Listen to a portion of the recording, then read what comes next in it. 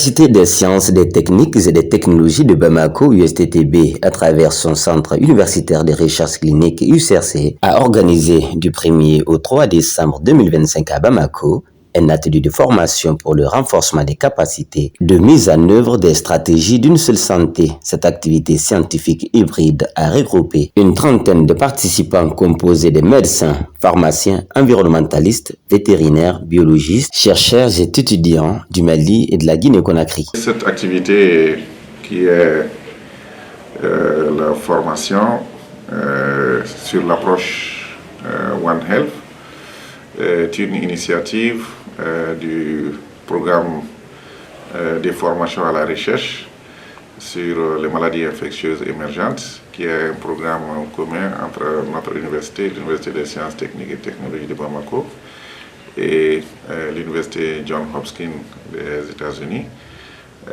avec le support du gouvernement malien et du gouvernement des États-Unis à travers les instituts nationaux de santé des États-Unis.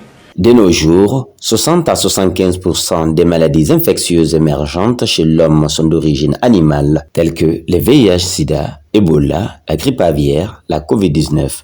Aussi, le mauvais usage des antibiotiques chez l'homme, l'animal et en agriculture alimente le développement des bactéries résistantes qui peuvent se propager dans l'environnement. Cette manifestation orchestre la résistance aux antimicrobiens, rendant ainsi les infections plus difficiles, voire impossibles à traiter. La finalité des millions de décès. En vue de relever ces défis sanitaires, l'interdépendance de la santé humaine, animale et environnementale est de plus en plus reconnue comme essentiel. C'est une formation qui vient à point nommé pour qui connaît déjà la lenteur des opérations de mise en œuvre des activités de l'approche une seule santé au pays et surtout les différentes menaces qui sont à l'heure, notamment la diphtérie dont la gestion demande ces mécanismes multisectoriels et également, même aujourd'hui, un cas signalé en plus de trois autres cas qui étaient positifs par rapport à la maladie variole du singe, notamment qu'on appelle communément le Mpox.